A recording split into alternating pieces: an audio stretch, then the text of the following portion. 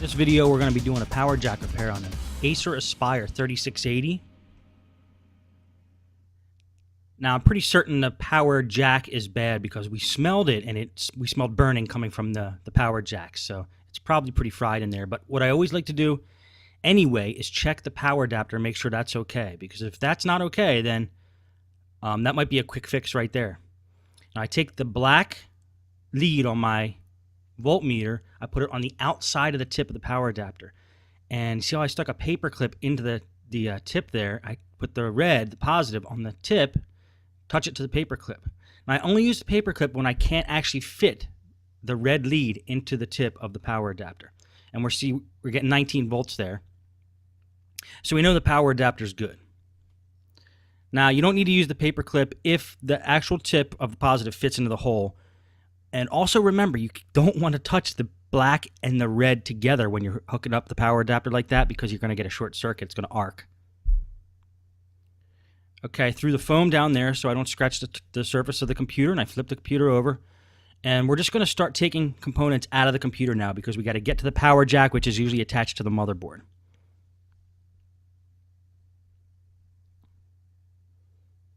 When we remove this back cover, we see the RAM.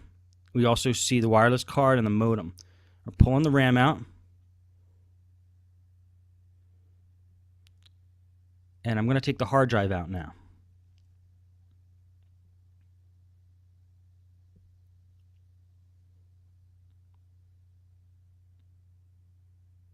There may be a screw or two holding it in, and then it pops right out. Now I'm unhooking the antenna from the wireless card, and then I'm going to pull the wireless card out. It's important to unhook these antennas, as you'll see in a minute when we try to get the screen off. And the rest of it we could leave for now. Now I'm going to pull out the one screw here, which is going to free up the CD drive.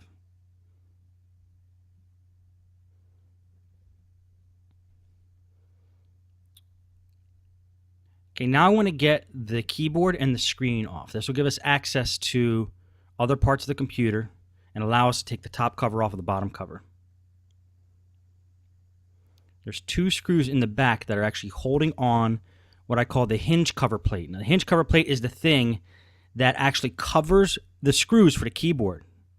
So you can't get the keyboard off or the screen off until you take off this hinge cover plate, which is that plate right above the keyboard. I'm going to pry it off. You should be able to just pull it. Now, if you feel like you're forcing it, it's possible there are screws on the underside of the computer holding it in. So just to be safe, I'm going to unscrew every screw on the underside of the computer that may be possibly holding it in. How do I know that those screws might be possibly holding it in? Because they're lined up directly under the hinge cover plate. So just to be safe, I'm going to take them all out. They may not even be holding it in, but if they are, we got to get them out.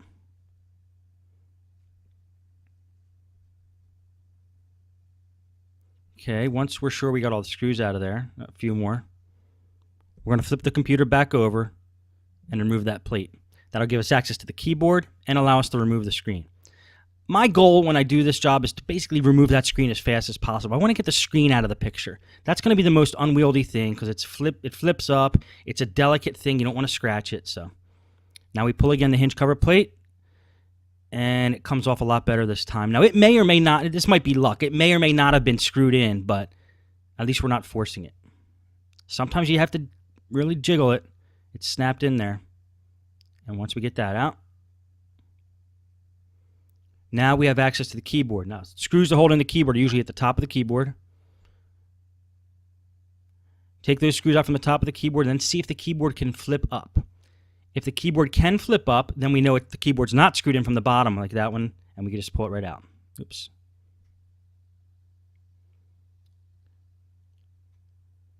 Now, I'm pulling the wireless antenna through the bottom of the computer up to the top of the computer. Now, because we actually unhooked it from the wireless card, we have access to it now.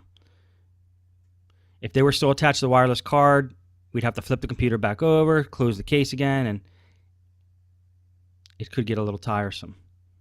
And then this one over here that I'm working on now is the LCD cable. This is what gives the graphics to the screen. And I'm just using a flathead screwdriver just to pull on each end. Be delicate with that. There's probably about 40 wires going into that big white connector. They're very tiny. You don't want to mess them up, so just be careful when you're handling that. And now that the antenna and the LCD cable are unhooked from the motherboard, we can get the screen off.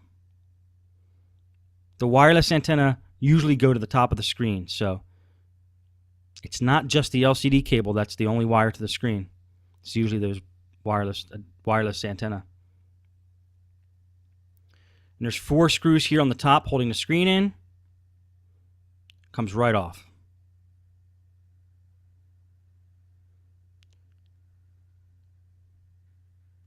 Now I'm just going to look for any screw that appears to be holding the top plate together with the bottom plate. And I want to unattach the top plate from the bottom plate so we can get to the motherboard. So let's look for every screw we can that's actually holding them two together.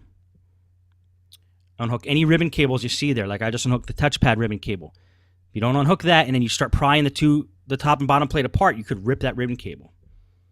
So just give it another look over, make sure you got all the screws. Now we're going to flip it around and take out the remaining screws from the bottom.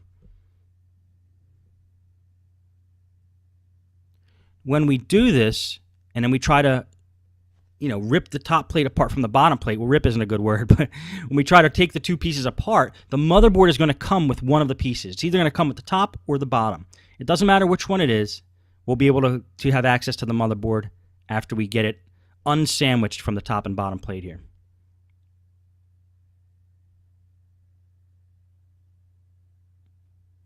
I'm being pretty reckless with the screws here, throwing them all into one big pile. I've taken apart a few 3680s in my time, so I know where all the screws go. Use the video we talked about earlier. If you're a beginner and you're not sure where all the screws go, use the video that you were shown earlier about the best way to get screws out of a laptop. Different people have different systems on doing that. And then make sure you get all the screws out. And then try to take the two plates apart, or the two covers apart.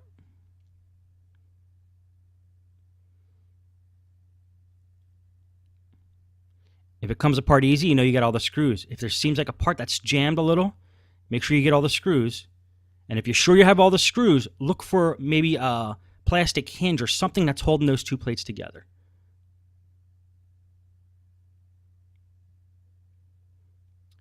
And in this computer, that yellow S-Video port on the side was actually jutting out and holding the top part of the case to the bottom part of the case, as well as a small little speaker connector right there in the upper right-hand corner.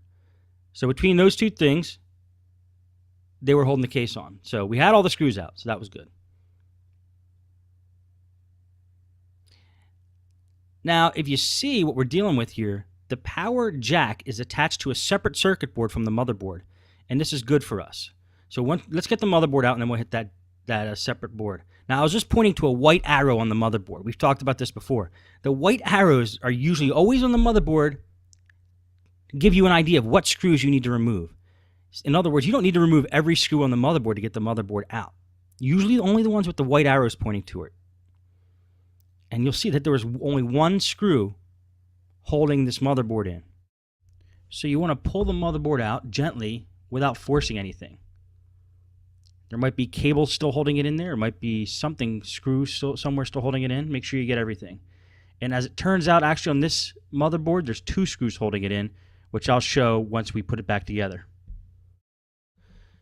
Just remove that from the tape. Now there was two screws holding that little circuit board on. Now that circuit board has the power jack on it. So after removing those two screws, I now have access to the circuit board. And if you look close, you'll see that it's burnt right at the positive point there on the circuit board. There's a brown-black outline. Let me freeze frame that for a second. Now that dark little cloud right above my finger with the little piece of silver in the middle, that's important. That's where the positive lead from the power jack attaches to the motherboard. And that's the spot that's loose. And when it gets loose in there, it starts to get real hot and burn up. And that's what's happening on this computer.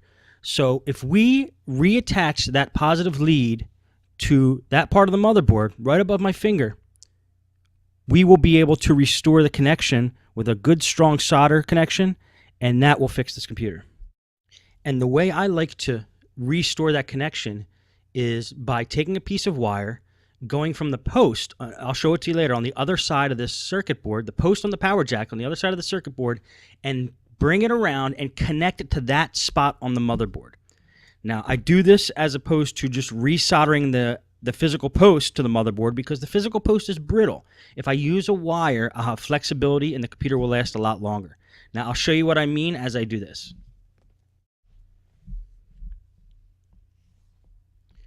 So what we're going to do now is take that circuit board and we're going to create 2 points on that board where I'm going to solder a wire to make the connection I was talking about. I'm taking a file here. And right above that little black cloud, you can't see it from this distance, but I'll show you when the project's completed.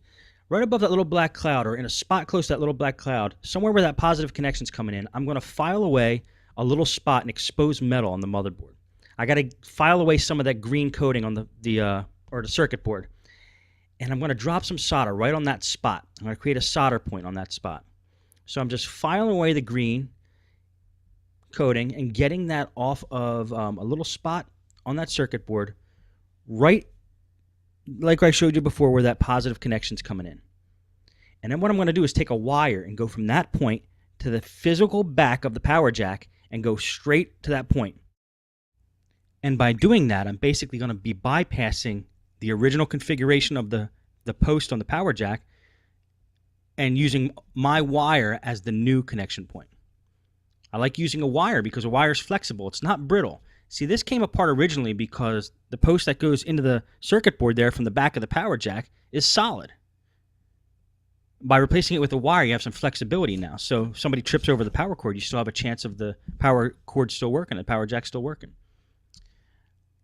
I take a paintbrush there and I'm filing away to the metal on the circuit board, so I want to brush it all away. I don't want little metal pieces floating around. So use a paintbrush or any kind of brush or compressed air and blow the little metal particles away. And this is the wire I'm going to use to make the connection. It's about 1 inch long, maybe a little bit longer. And I'm going to put a little solder on both ends of this. This is how I prep the wire. Now, I'm not a professional solderer, but this is how I do it, and this is what works for me. So for those of you professional solderers watching, you might be cringing at this, but this is how I do it. I put a little bit of solder on each end of the wire there, and that's how I prep the wire. And then I'll show you what I do with this wire. Okay, I'm taking the circuit board now. Now, the back post of the power jack, I had filed down so it's going to make a good solder connection. The reason I file is so it makes a good solder connection. And I'm going to put a piece of solder, a little bit of solder, a little glob of solder actually, right on the back post of that power jack. That's where the positive lead is. And then I'm going to take the wire and I'm going to solder to that point where I just put some solder on the power jack there.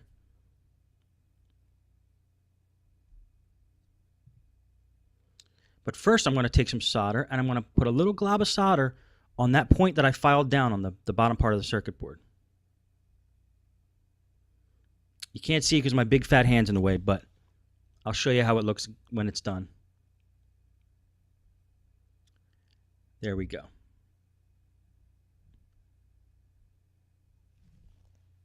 Now you'll see from that picture the 2 points of contact that we're going to attach the wire. We're basically bypassing the original soldering post of the laptop and that circuit board. We're bypassing it with a wire. Okay, once my hand gets out of the way, I'll show you guys what I'm doing. I soldered one end of the wire to the positive point of that power jack, which is the back post. And I'm going to wrap that wire around the circuit board. And I'm going to solder it to the point that I was filing off earlier.